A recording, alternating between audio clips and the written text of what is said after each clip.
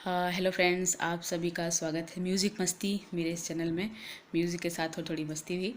और क्योंकि संगीत का नाम ही है हंसी खुशी से जीवन यापन करना। संगीत तो खुशियाँ देता है, तो इसे मस्ती के साथ में पढ़ना चाहिए। और आज मैं आपके लिए, देखिए, मैंने कल आपको सिलेबस बताया था कि हमारे म्यूज़िक का क्या सिलेबस होना चाहिए, किस हिसाब से। और आज मैं आपको, देखिए, वही लेके आई हूँ। मेरा पहला जो पॉइंट सिलेबस में मेंशन किया गया है, आप लोग उसके जो भी पॉइंट्स हैं मैं यहाँ पर आप लोगों को आज क्लियर करूँगी। पहला पॉइंट है, उसका है पारिभाषिक शब्दावली का नाद। तो वो आज हम यहाँ पर क्लियर करेंगे। और आज बहुत अच्छा दिन रहा क्योंकि आज टीजीटी का रिज़ल्ट आया है। बहुत से बच्चों ने बहुत अच्छा किया है, बहुत अच्छे मार्क्स पाए हैं और नौकरी पाई है आज उन्होंने। आप सभी को बहुत बहुत शुभकामनाएं पहले तो, जिन्होंने भी सफलता पाई हैं। और मेरी बहुत सारे जानने वाले जो मेरी काफ़ी सारी जो मुझसे पढ़ती थी लड़कियां, मुझे सुनने में आया है कि उनका भी सिलेक्शन हुआ है, तो बहुत खुशी होती है इन सब चीज़ों को सुन के। और क्योंकि मैं ऑनलाइन के साथ ऑफलाइन क्लासेस भी लगाती थी। तो चलिए, खैर, जो ये सिलसिला होता है सफलता और असफलता का, ये तो चलता ही रहता है। ये जीवन है, चलना भी चाहिए। लेकिन जो सफल नहीं हो पाए हैं उनके लिए कहीं ना कहीं कुछ कमियां रह गई हैं। उन कमियों को कैसे आप सुधार सकते हैं, उनमें क्या आप इम्प्रूवमेंट ला सकते हैं, तो उन सबको बताने के लिए आपके पास अच्छी बुक्स हैं, अच्छे टीचर्स अवेलेबल हैं, बहुत ख़जाने हैं। आपको बस ढूंढने की देर है। तो टेंशन मत लीजिए, आगे बढ़िए, आगे भी ज़िंदगी है और बहुत सी वैकेंसीज आएंगी। फिर डालिए, फिर मेहनत करिए एक बार। लहरों से डर कर नौका पार नहीं होती और कोशिश करने वालों की कभी हार नहीं होती, याद रखिएगा। तो चलिए, आज का हम लोगों का जो ये टॉपिक था पारिभाषिक शब्दावली, तो इसके अंतर्गत हम पहला जो टॉपिक ले रहे हैं वो है नाद। देखिए, टॉपिक बहुत सारे हैं और बहुत चीज़ें क्लियर करानी, इसलिए मैं बहुत शॉर्ट में जो जो चीज़ें बहुत इंपॉर्टेंट है वही आपको बताऊंगी। आप उन्हीं को नोट डाउन करिए और उस पर अपना वर्क करिए। ऐसा नहीं है कि जो मैंने बता दिया आप सिर्फ उसी को रट रट रट रट के जाएंगे, ऐसा नहीं होता है। जो मैं आपको बता रही हूँ आप उसको तो नोट डाउन करिए ही करिए, उसको पढ़िए पढ़िए। साथ में जो बुक्स हैं, जो बुक्स मैं आपको यहाँ पर बताऊंगी, वो बुक्स भी आप, उन बुक्स को भी आप उस चीज़ का डिटेल एक बार ज़रूर अपने दिमाग से उसको पूरा पढ़ लीजिएगा। तो ये जो चीज़ें मैं बताऊंगी और वो डिटेल्स आप एक बार पढ़ लेंगे तो आपके दिमाग में, पूरी माइंड में बैठ जाएगी कि मैम ने ये बताया था। और फिर आपको वो चीज़ें एग्ज़ाम में प्रॉब्लम नहीं क्रिएट करेंगी। कोई भी क्वेश्चन आएगा कि नाक के कितनी विशेषताएं होती हैं, तो आप वो आराम से बता ले जाएंगे, है ना। तो चलिए फटाफट से शुरुआत करते हैं, क्योंकि बहुत सारे पारिभाषिक शब्दावली में बहुत कुछ है। आपने आपने पढ़ भी रखा होगा अगर आपने प्रभाकर या कोई भी ऐसा कुछ किया है। तो बीए में लिया होगा तो काफ़ी कुछ आपने पढ़ा होगा।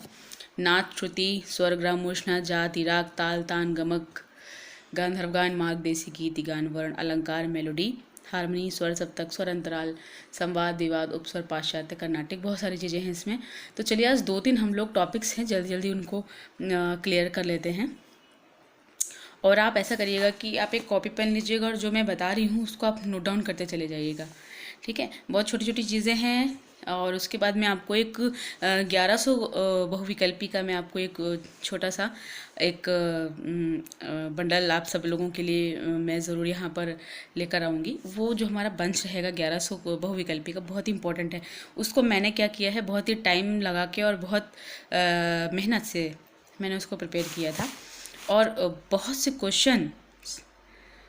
क्वेश्चंस उसमें से फंसते हैं। अभी लेटेस्ट जो एग्ज़ाम्स हुए हैं टीजीटी पीजीटी के, उसमें बहुत से क्वेश्चंस ऐसे थे जो उसमें से पुटअप किए गए थे। और जिन्होंने बच्चियों ने अटैम्प्ट किया उन्होंने कहा मैम उसमें से बहुत से क्वेश्चंस आए थे। तो मैंने कहा यस, मैंने बहुत मेहनत से उसको प्रिपेयर किया था, इसलिए उसमें से बहुत सारे क्वेश्चंस फंसे। तो इसलिए वो 1100 का जो बंच है वो मैं आपको बहुविकल्पियों का वो मैं ज़रूर लेके आऊँगी। लेकिन पहले आपको मैं छोटे छोटे डाउट्स क्लियर कराती हूँ। चलिए, कॉपी पेन उठाइए और लिखना शुरू करिए। नाद, संगीत रत्नाकर, जो कि हमारे संगीत का एक बहुत बड़ा ग्रंथ है, पंडित शारंग देव जी ने इसको लिखा है। तो संगीत रत्नाकर के अनुसार देखिए, नकार को कहा गया है, नाद को कहा गया है नकार और दकार, इनको दो भागों में डिवाइड किया गया है। नकार यानी प्राण वायु, और क्योंकि वायु प्राण है हमारे लिए, आप सब जानते हैं, वो नकार कही गई। दकार यानी अग्नि। तो वायु और अग्नि के संयोग से जो वायु और अग्नि के संयोग से जो आवाज़ उत्पन्न होती है ना, उसको हम लोग नाद कहते हैं। तो वायु और अग्नि जब मिलते हैं तो एक ध्वनि बनती है, जिसको हम लोग इस भाषा में नाद कहते हैं, संगीत की भाषा में। जैसे बोलते हैं कि नाद के दो भेद होते हैं। कौन कौन से दो भेद इसके होते हैं? आहत नाद और अनाहत नाद। अब आहत नाद क्या है? आहत नाद तो वो है कि जो आप लोग देखिए, जब हम लोग संगीत गाते हैं, जो हम लोग संगीत में वाद्य यंत्र बजाते हैं, दो वस्तुओं के टकराव से जो ध्वनि उत्पन्न होती है, जैसे कि तबला हाथ चलाकर बजाते हैं, ढोलक हो गया, कुछ भी हो गया, उस तो दो वस्तुओं के टकराव से उत्पन्न कंपन से जो ध्वनि उत्पन्न होती है उसे आहत नाद कहते हैं। ये लिख लीजिए, ठीक है। अगर आपसे पूछ लिया जाए कि दो वस्तुओं के टकराव से जो उत्पन्न होती है उसको कौन सा नाद कहते हैं, तो आप लिख सकते हैं दो वस्तुओं के टकराव से जो ध्वनि उत्पन्न होती है उसे आहत नाद कहते हैं। और जो ब्रह्मांड में अपने आप स्वयंभू उत्पन्न हो रही है वो अनाहत नाद है। हमारे अंदर से भी एक अनाहत नाद हर समय हर वक्त चलता रहता है। हमारे शरीर में भी दहशकासा नाम की एक छोटी सी जगह हमारे शरीर में विराजमान है, और वहाँ से एक अनाहत नाद परमानेंट चलता रहता है, ठीक है। आप कभी भी ऐसे अपने कान बंद करेंगे तो आपको अंदर एक साए साए ऐसा आभास होगा, तो वो एक अनाहत नाद की श्रेणी ही में ही आता है। तो अनाहत नाद, तो नाद के दो भेद हैं। जो हम लोग गाते हैं, पर्टिकुलर जो हम लोग संगीत में बजाते हैं, गाते हैं, सब कुछ आहत नाद है। तो आपको आहत नाद याद रखना है कि आहत नाद हमारे संगीत में प्रयोग किया जाता है। अनाहत नाद से संगीत का इतना मतलब नहीं है, वो तो योगियों के लिए है। अनाहत नाद ब्रह्मांड में या फिर हमारे शरीर के ध्यान योग मुद्रा में अगर आप कहें तो चलता रहता है, लेकिन आहत नाद हमारे संगीत का महत्वपूर्ण बिंदु है। नाद की तीन विशेषताएं लिख लीजिए। नाद के दो भेद आपको याद हो गए, आहत नाद और अनाहत नाद। अब आप नाद की तीन विशेषताएं नोट कर लीजिए। ये है तारता, तीव्रता और नाद का गुण। मैं फिर से रिपीट कर रही हूँ, तारता, तीव्रता, नाद का गुण।